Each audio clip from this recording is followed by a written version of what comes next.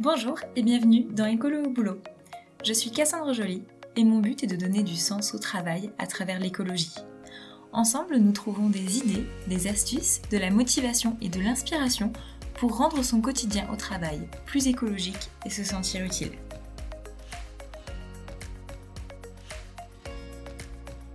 Le mois dernier, dans l'atelier Écolo au boulot en ligne, on avait comme sujet d'échange le fait de sensibiliser sans moraliser, et on a parlé de cette étude qui s'appelle Parlons Climat, que vous retrouverez sur le site parlonsclimat.org. Les participants de l'atelier ne connaissaient pas cette étude, donc je me suis dit que c'était aussi mon rôle de diffuser les études et les bonnes pratiques et de vous aider à les approprier. Donc dans cet épisode, je vous relate les éléments principaux de l'étude et je les mets dans le contexte de l'écologie au travail. Comme ça, si vous voulez parler de ce sujet ou mobiliser des collègues autour d'un projet, vous pourrez utiliser ces conseils pour communiquer de manière efficace au sujet du climat. Donc on va voir d'abord une série de 8 conseils pour parler climat avec efficacité de manière générale. Vous verrez qu'un des conseils est d'adapter son message au public visé. Et c'est pour ça qu'ensuite, je vous décrirai les 6 profils, les 6 familles de valeurs pour catégoriser les Français et leur approche aux questions climatiques pour savoir comment leur parler et quoi leur proposer pour s'engager. Donc on va commencer par un chiffre. D'après cette étude, 85% des Français s'inquiètent des effets du changement climatique. C'est le 4e sujet de préoccupation des Français. Finalement, ils sont assez conscients du sujet. Et comment est-ce que maintenant on les incite à se mobiliser en faveur du climat ? Donc les recherches et les expérimentations en communication climatique, elles donnent d'abord un cadre de recommandations. C'est les 8 conseils qui me paraissent vraiment pertinents à suivre. Donc le premier conseil, c'est de connaître les valeurs du public visé et d'adapter son message. C'est à travers nos valeurs qu'on va lire les communications, qu'on va comprendre les messages de mobilisation, qu'on va les interpréter, qu'on va écouter des faits scientifiques. Donc, juste partager par exemple des chiffres clés sur le rapport du GIEC, ça suffit pas. Ça suffit pas pour certaines personnes, parce que je vais les interpréter d'une certaine manière. Ou peut-être que finalement les scientifiques, c'est pas quelqu'un que je vais croire, forcément. En tout cas, pas tout le monde. Les valeurs, c'est ce dont je vous parlerai juste après, avec les 6 familles de valeurs. Comme ça, on pourra positionner un message par rapport à notre objectif. Numéro 2, il faut aussi choisir certains mots, certains termes ou certains imaginaires pour un objectif. Par exemple, si je parle de guerre contre le dérèglement climatique, là, il y a un sentiment d'urgence, de mobilisation générale, de risque, de survie. Alors que si je parle de course contre la montre, là, vous entendez plutôt l'urgence, la rapidité, mais pas ce sentiment un peu oppressant pour certaines personnes qui va être lié à la guerre. Et si je parle des solutions face au dérèglement climatique, vous allez penser aux technologies, à de l'expertise, à de l'innovation. Donc en fonction de ce que je veux générer comme vision, en communication, on va utiliser des mots différents. Je suis d'accord, ça peut être extrêmement sensible comme différence d'ailleurs. Si vous faites de la com, vous savez qu'on peut jouer sur des synonymes, et en soi, ça veut dire exactement la même chose, mais ça ne renvoie pas au même imaginaire. Moi, j'ai l'impression, par exemple, que si je dis pétrole, c'est plus sale, c'est plus polluant que si je dis énergie fossile, qui me paraît plus policé, qui met un peu de distance. Donc voilà, il faut en avoir conscience quand on prépare une affiche ou qu'on prépare un discours. Conseil numéro 3, la norme sociale va aussi jouer, c'est-à-dire que le groupe auquel je me sens appartenir peut influencer mes croyances et mes visions. Par exemple, dans le groupe des personnes qui viennent à vélo au travail, d'expérience, moi je constate que c'est des personnes qui sont plutôt sensibles au changement climatique qui viennent à vélo. Oui, parce qu'elles aiment peut-être le sport, elles aiment pédaler, mais aussi pour l'écologie. Et si je pense que tous les cyclistes au travail sont très concernés par les questions climatiques, peut-être que si moi je viens au travail à vélo juste parce que j'adore le sport, j'adore le vélo, j'adore pédaler, mais pas spécialement pour l'écologie, faire partie d'un groupe de personnes pour qui ce sujet-là c'est important et ils font du vélo pour l'écologie, et ben peut-être que cette norme sociale elle va jouer et que du coup je vais me dire je suis cycliste et du coup comme les autres cyclistes ils trouvent que l'écologie c'est important et que venir au travail à vélo c'est important pour l'écologie, et ben moi aussi je vais avoir la même vision qu'eux. Conseil numéro 4, personnifier le message et faire parler de vrais gens pour susciter l'empathie. On va essayer de faire témoigner des personnes qui vont nous toucher et auxquelles on s'identifie. En fait, la personne qui parle, est plus importante que ce qu'elle dit. L'émetteur d'un message a plus d'importance que le message. Donc si je m'identifie à la personne qui parle, ou si j'ai tendance à croire cette personne en général sur ce qu'elle dit, si elle me parle de climat, je vais être tendance à être plus réceptive à son message. Donc ça veut dire que quand on veut faire passer un message, en fonction du public auquel on s'adresse, on va peut-être pas choisir le même témoin. Peut-être que dans certains cas, on va choisir un expert, dans d'autres cas, on va choisir un chef d'entreprise, dans d'autres cas, on va choisir un autre salarié. Donc voilà, ça va dépendre. Et on verra ça un petit peu dans les différentes familles de valeurs parce que chacun a des personnes auxquelles elle s'identifie. Conseil numéro 5, utilisez des mots simples, pas trop techniques. C'est dur, je sais, parce qu'on a vite l'impression de tomber dans du greenwashing quand on fait ça. Moi, quand je dis la mobilité verte, des actions qui font du bien à la planète, j'ai l'impression de dire quelque chose qui veut rien dire, mais c'est des mots simples. Donc il faut éviter le jargon scientifique, le jargon militant, même RSE, ou en RSE on utilise des mots un peu barbares parfois, parce que ça diminue l'engagement et l'intérêt. On se casse la tête à essayer de comprendre un truc qui nous paraît pas être pour nous, on se sent pas dans le truc, et en fait on n'a plus envie d'écouter quand c'est trop compliqué, quand un mot sur deux on comprend pas, on se sent pas intégré, et on sent que le message il est pas pour nous s'il y a trop de choses compliquées. Donc le message c'est des mots simples, des mots pas techniques, vraiment comme si vous essayiez de parler et d'expliquer ça à un enfant de 8 ans. Conseil numéro 6 sur comment je positionne mon discours. L'étude conseille d'être ni trop alarmiste, parce que c'est angoissant et ça peut empêcher les gens d'agir, ni trop optimiste non plus, parce que ça n'incite pas à agir. Il conseille plutôt de donner un sentiment d'urgence, de gravité, d'importance, mais aussi d'optimisme, pas d'optimisme du coup, mais c'est possible d'agir, de montrer un horizon positif néanmoins. On en reparlera aussi un petit peu dans les familles de valeurs. 7e conseil, plus le message nous concerne personnellement, et plus ça nous pousse à agir. Donc il faut se creuser un peu les méninges et trouver des sujets d'intérêt des personnes qu'on vise. Il y a des sujets d'intérêt, par exemple la santé qui revient beaucoup, quelle que soit la personne, c'est un argument assez phare pour inciter à s'engager parce qu'on a tous envie d'être en bonne santé, nos enfants aussi et nos proches aussi. Donc tout ce qui est les enfants, la santé et la préservation de nos paysages, de notre environnement, ça c'est des choses qui parlent de manière assez universelle. Et 8e conseil, utilisez les bonnes images. On a parlé de choisir les bons mots, il y a aussi le choix des visuels qui comptent si vous êtes sur une présentation visuelle. Apparemment, les images qui montrent les impacts du changement climatique sont celles qui donnent le plus envie de s'engager. Alors je vous avoue que moi ça m'a un peu surpris parce que j'ai aussi consulté des études qui parlent du fait que l'ours polaire sur la banquise, c'est pas une image qui nous parle parce que c'est trop éloigné de nous.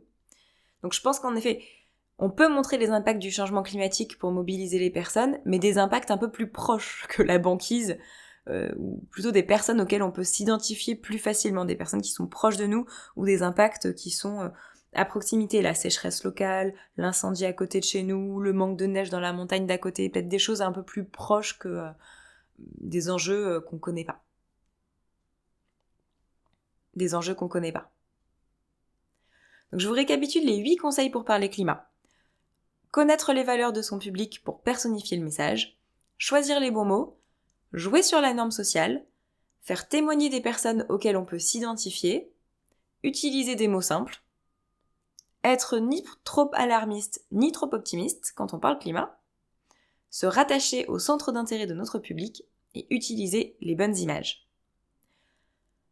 Alors pour creuser le sujet des valeurs de notre public, pour lui proposer les actions et les messages adéquats, l'étude Parlons Climat a regroupé la population française et elle a fait 6 familles de valeurs, sur la base de leurs valeurs, de comment elles voient le monde, de leurs croyances.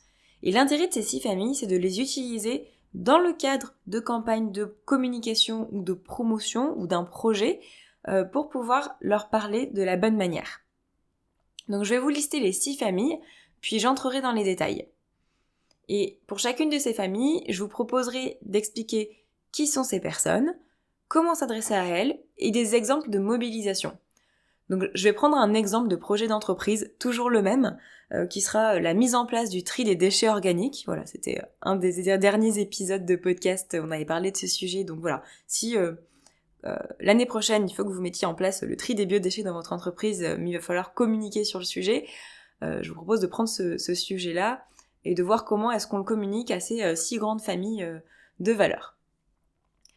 Donc je vais les lister. Donc il y a les militants désabusés, les stabilisateurs, les libéraux optimistes, les attentistes, les laissés-pour-compte et les identitaires. Donc on va faire le tour de ces familles pour mieux les connaître. Alors numéro 1, les militants désabusés. Alors si vous écoutez ce podcast, c'est une des familles dont vous faites peut-être partie, car ce sont des personnes très engagées pour le climat, militantes. Enfin, vraiment, eux, c'est leur priorité numéro 1 pour la France, leur sujet de préoccupation numéro 1, c'est le climat. Et ce sont des personnes qui ont une vision systémique du changement climatique. Pour eux, c'est à l'État et à la société d'agir. Eux, ils ont déjà changé beaucoup de choses de leur côté, ils font leur maximum, et ils voient un peu les limites des actions individuelles. Et de ce fait-là, ils peuvent aussi porter une forme de radicalité dans les changements attendus. Donc vous n'aurez pas de difficulté à les intéresser à un sujet lié au climat. Vous pouvez même compter sur eux pour être des ambassadeurs, mais ça demande 3 choses. Déjà, leur montrer que les choses avancent et qu'il y a des réussites.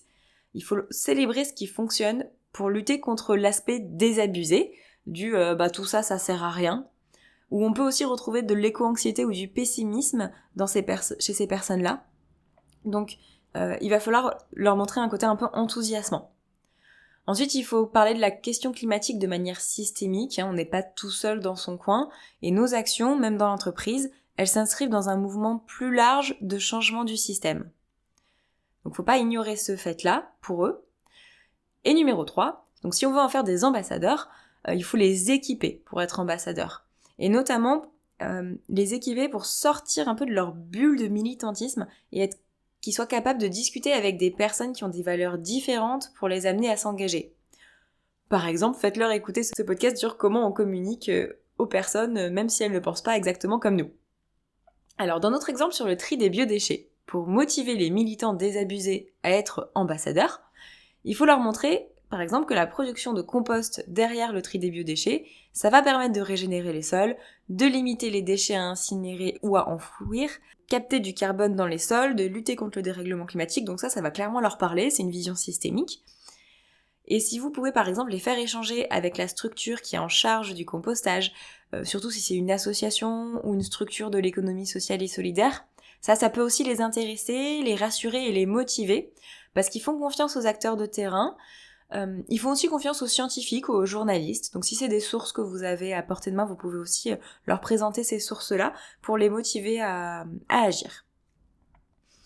Je passe à la deuxième catégorie, parce que voilà, les militants, c'est pas les plus compliqués à convaincre.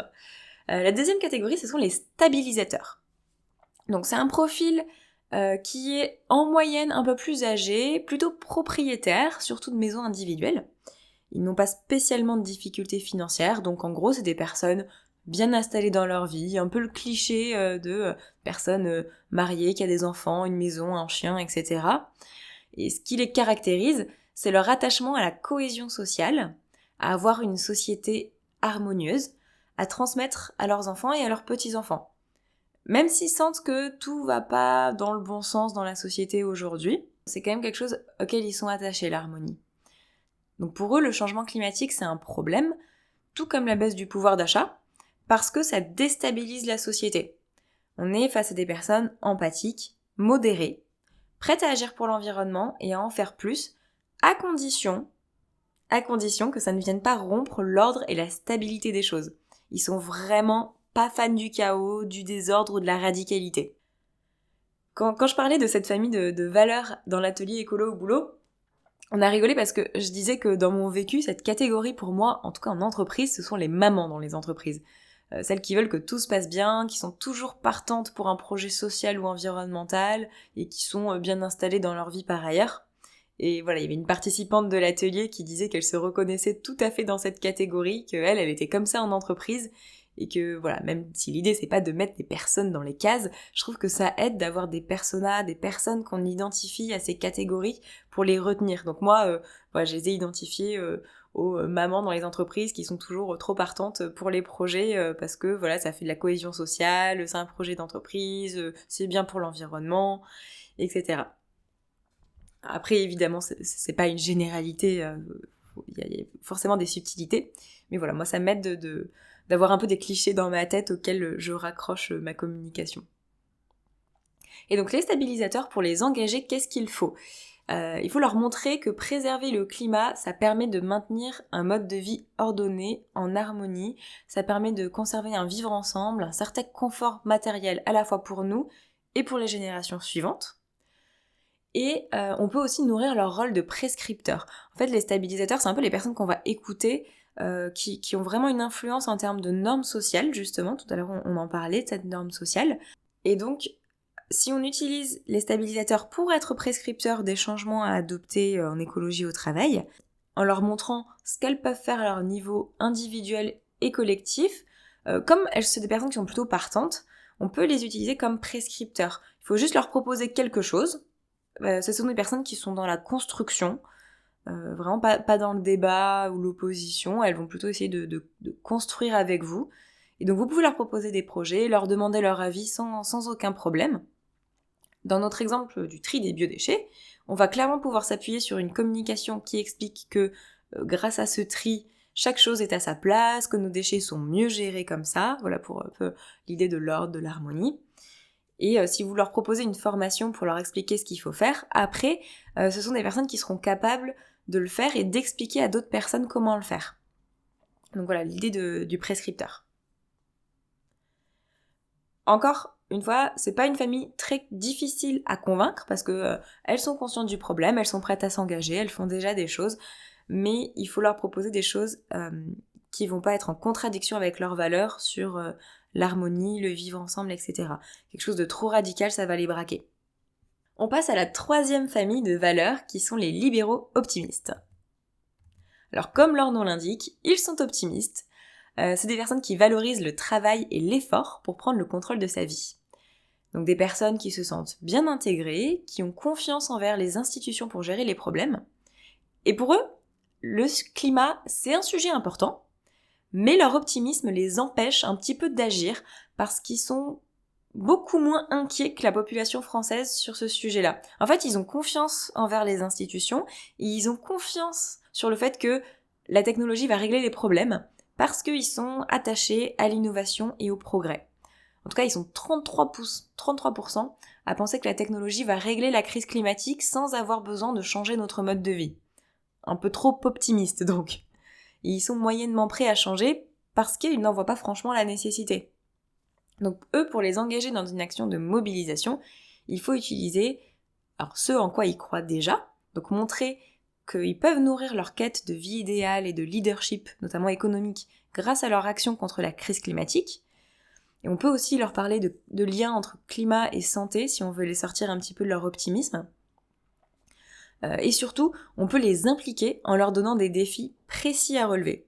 Donc des défis précis, leur proposer de prendre le contrôle et pour motiver leur pouvoir d'agir, leur envie d'agir. Donc on va pouvoir leur parler d'économie, d'innovation, de santé, de sujets internationaux. C'est des thèmes qui leur parlent. Ils vont écouter les recommandations gouvernementales. Ils font confiance aux journalistes, aux personnes qui parlent aux chiffres. Typiquement Jean-Marc Jancovici, c'est une personne qui va réussir à les convaincre. Les chefs d'entreprise, les journalistes tech.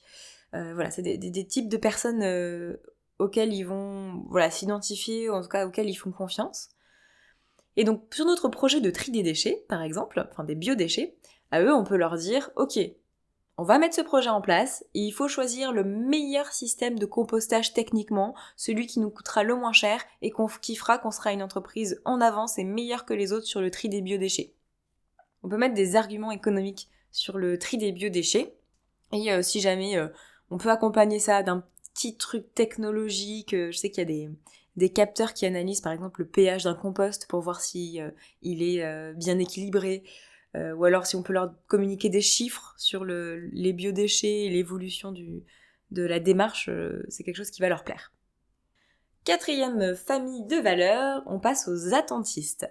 Alors, on commence à entrer dans les 3 dernières catégories, les 3 catégories qui, selon moi, sont un peu plus compliquées à engager, quoique ça dépend pourquoi. Donc alors, les attentistes, c'est une catégorie de personnes désengagées des enjeux collectifs. Elles ont vraiment leur bulle, leur cocon. C'est ma famille, mon travail, mes amis, ma santé, ma maison.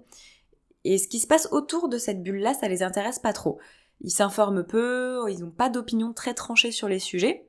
Donc c'est des personnes plutôt jeunes qui vont être influencées par les sportifs, les coachs sur les réseaux sociaux, les influenceurs, etc. Et là, l'enjeu, ça va être de trouver comment leur donner envie d'agir, comment un peu essayer de sortir de leur cocon, en tout cas de regarder, de prendre en compte cet enjeu climatique. Et on va le faire en utilisant leur sujet de prédilection. Donc ça va être les loisirs, le plaisir, sans se prendre la tête, la vie de famille, la santé, le cocooning. Et donc eux, pour les engager, il va falloir leur proposer des actions du quotidien, quelque chose qui leur parle, qui est à l'intérieur de leur cocon, des choses simples, et éventuellement qui permettent de faire des économies. Donc on va communiquer avec eux de manière plutôt simple, amicale. On peut leur proposer des tutos aussi, des tutoriels, étape 1, faire ça, étape 2, faire ça, un petit peu comme un coach. Et on va leur proposer des choses qu'ils vont trouver cool, désirables, sans attaquer ce qu'ils considèrent être leur cocon, hein, parce que leur consommation, leur mode de vie, c'est vraiment leur priorité. Donc si ils se sentent un peu attaqués sur ce sujet-là, ils vont peut-être se braquer. Donc on va aller chercher des alternatives sympas, moins chères, qui pourraient devenir aussi un objet de fierté par la suite, qu'ils auront envie de raconter à leurs proches. Donc par exemple, dans notre exemple du tri des biodéchets, à eux, il va leur falloir des indications très claires, très imagées. Qu'est-ce qu'on a le droit de mettre dedans ? Étape 1, je sépare mes biodéchets dans mon assiette. Étape 2, je les mets dans ce bac-là. Voilà la photo de ce que tu peux mettre dans ce bac. Voilà, des choses très claires.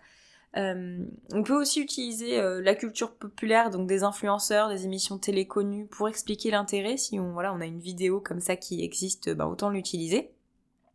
Et peut-être aussi que leur donner du compost dans un petit sac en craft pour leurs plantes à la maison, voilà, quelque chose qui va rentrer dans leur cocon, ça va leur faire plaisir et ça peut les motiver. 5e famille, les laissés pour compte. Comme leur nom l'indique, ce sont des personnes qui se sentent invisibles dans la société, pas pris en considération, et donc qui se mettent en retrait. Et leur priorité principale à eux, elle est financière. Il faut boucler les fins de mois. Donc ici, l'enjeu pour parler climat, ça va être de lier les questions climatiques à leur pouvoir d'achat. Et d'ailleurs, c'est des personnes qui considèrent que la sobriété, c'est une solution souhaitable face à la crise climatique. Donc on va pouvoir leur proposer des actions de sobriété. Ça va leur parler, faire des économies, etc. Un autre point qui est important pour eux, c'est que la transition écologique, elle soit juste et que les efforts, ils soient partagés. Donc typiquement, ils vont penser que changer leur comportement ne sert à rien si les gros pollueurs n'agissent pas. Et ils peuvent aussi se sentir un peu impuissants, c'est-à-dire qu'ils vont dire que pour eux, c'est trop difficile d'agir. Ils ont déjà tellement de choses à gérer dans leur quotidien, leurs problèmes financiers peut-être qui les occupent beaucoup, et du coup, les questions climatiques, ils n'ont pas le temps de s'en occuper, c'est trop compliqué. Donc il faut vraiment leur proposer des choses simples, qui rentrent dans leur quotidien. Ils peuvent avoir des freins aussi, forcément financiers, quelque chose qui serait trop cher, c'est trop cher de mener telle action écologique, c'est trop compliqué. Et c'est des personnes aussi qui peuvent être méfiantes vis-à-vis du gouvernement, des institutions, des journalistes et des médias. Donc ils vont plutôt écouter leurs proches, ils vont plutôt écouter ce qui se partage sur les réseaux sociaux, communiquer via des groupes d'entraide sur Facebook, les bons plans, etc. Et ils vont être proches ils vont écouter certains professionnels aussi de proximité, comme les enseignants de l'école, la mairie et les soignants de proximité. Donc les médecins du village, l'infirmière libérale de la commune, le pharmacien, etc. Alors comment on les mobilise ? Donc on l'a dit, via le pouvoir d'achat, en leur proposant des économies grâce à leurs actions, parce que c'est ce qui va les intéresser. Il faut aussi reconnaître leurs efforts, puisque pour eux, c'est vraiment un effort. C'est un effort peut-être plus mental qu'autre chose, pas forcément physique ou en temps, mais voilà, pour eux, ils ont beaucoup d'autres préoccupations. On peut leur montrer qu'ils ont les moyens d'agir, aussi leur proposer des choses très simples, je sais pas, signer une pétition, et veiller à ne pas les décourager aussi. Donc on va s'ancrer sur des choses simples, du quotidien, sur le local et sur leur lieu de vie, sur quelque chose voilà, vraiment qui les concerne. Donc là, dans notre projet de tri des biodéchets, alors, ça peut être un peu difficile de rattacher ça à leur pouvoir d'achat ou à faire des économies parce que c'est quand même très lié à l'entreprise, mais quoique, peut-être que dans l'exemple de leur donner du compost en leur disant c'est un bon plan, si vous triez vos biodéchets, vous récupérez du compost pour la maison gratuit, peut-être que voilà, ça va les intéresser, ils disent tiens, c'est un truc que j'ai pas acheté, c'est cool. S'ils n'ont pas de composteur chez eux. Sinon, on peut aussi peut-être tenter de faire le lien avec le local, soit le fait que ça donne du travail à des personnes dans la ville, de trier nos biodéchets, ou alors que le composteur il a été donné par la commune, que c'est une demande de la mairie, voilà, des choses comme ça. J'avoue que je tâtonne un peu sur le sujet, il faut essayer, de toute façon, toutes ces propositions de communication et voir comment les personnes réagissent. En tout cas, voilà, il faut leur proposer des choses simples, ne pas le présenter comme un effort, mais plutôt comme une bonne habitude qui va dans le bon sens, pour eux, localement, pour l'entreprise, voilà, pas essayer de le rattacher à un truc planétaire, ça va pas leur parler. Et enfin, dernière famille identitaire, dernière famille, les identitaires. Donc cette dernière famille, elle me paraît plus simple à décrire. C'est des personnes qui sont attachées à l'identité française et qui ont un sentiment de déclin de la France, un sentiment de menace du monde, d'insécurité, notamment lié à l'immigration. Ils vont considérer que les immigrés, ils sont privilégiés par rapport aux Français. Et ils ont un deuxième ennemi, qui sont les élites, qui bénéficient du système. Donc, c'est des personnes qui ont des valeurs morales autour de l'autorité, du respect, de l'ordre, de l'obéissance, de la justice. Clairement, en moyenne, dans cette famille de valeurs, ce sont des personnes un peu plus âgées que la moyenne qu'on va retrouver.